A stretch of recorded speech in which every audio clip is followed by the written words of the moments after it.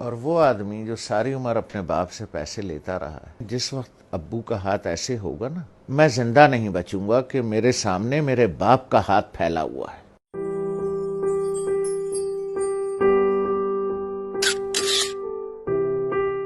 تو ہم امی کے کمرے میں بیٹھے تھے، وہ اپنے سامنے بیٹھی ہوئی تھیں۔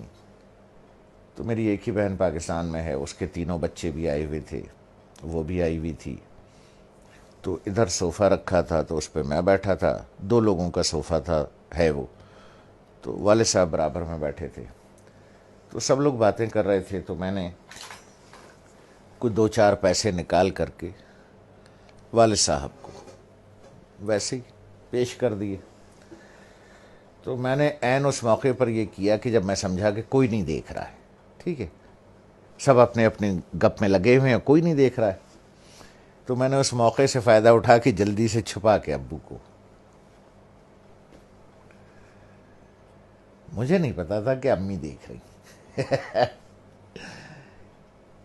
تو انہوں نے بڑے زور سے کہا، دوبارہ دو، جیسے وہ ذرا سختی سے بات کرتی ہیں۔ تو مجھے یہ تو پتا چل گیا کہ انہوں نے دیکھ لیا۔ تو میں سوچ رہا ہوں کہ یہ کیوں کہہ رہی ہیں دوبارہ دو۔ ان کا نواسا ساتھ بیٹھا تھا، حمزہ، جو ماشاءاللہ 6.25 فٹ کا ہے، اس وقت 6.25 فٹ کا تھا۔ تو مجھے تو انہوں نے بہت سختی سے کہا دوبارہ دو، اور اپنے نواسے سے کہا حمزہ دیکھو ماموں نانا کو کیسے پیسے دے رہے ہیں۔ تو میں نے دوبارہ دے دیے۔ تو والدہ نے کہا کہ اب اسے بتاؤ کہ تم نے ایسے کیوں دیے۔ تو میں نے کہا دیکھو بھائی حمزہ میاں، یہ میرے والد صاحب ہیں، میں ساری عمر ان کے ہاتھ سے پیسے لیتا رہا ہوں۔ میں نے کہا حمزہ میاں، جس وقت ابو کا ہاتھ ایسے ہوگا نا، تو میں تو مر جاؤں گا، میں زندہ نہیں بچوں گا کہ میرے سامنے میرے باپ کا ہاتھ پھیلا ہوا ہے۔ اس لیے بیٹا میں ایسے دیتا ہوں یہاں رکھ کے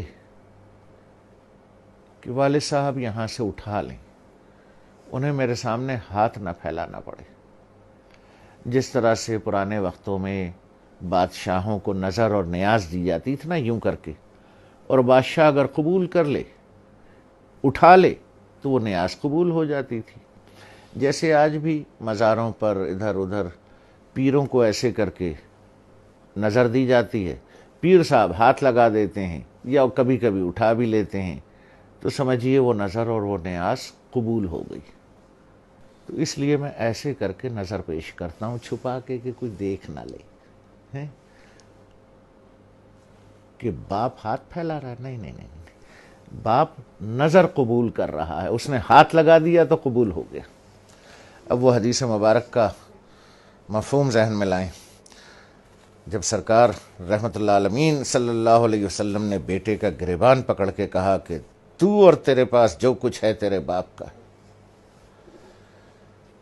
لوگ بھاگتے ہیں، میں آخری بات کروں، لوگ بھاگتے ہیں وہ فلانے پیر صاحب سے دعا کرا لیں، ہیں جی، وہ فلانے مزار پہ دعا کر لیں، وہ پیر صاحب کا جھوٹا پانی پی لیں، ہیں جی، وہ پیر صاحب کی جوتیاں اٹھا لیں، بخشے جائیں گے، ثواب ملے گا۔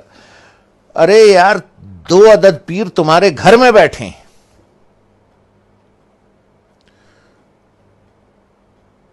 ایک عورت ایک مرد، 2 پیر تمہارے گھر میں بیٹھے ہیں یار، جا کے ان کی جوتیاں سیدھی کر،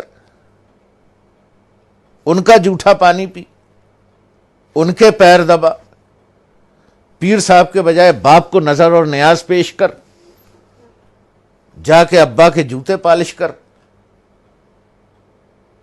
ماں کی چپلیں سیدھی کر کے رکھ۔ 2 پیر گھر میں بیٹھے ہیں، ان کو چھوڑ کے اللہ کو ڈھونڈنے کہیں اور جاتے ہو، شرم نہیں آتی؟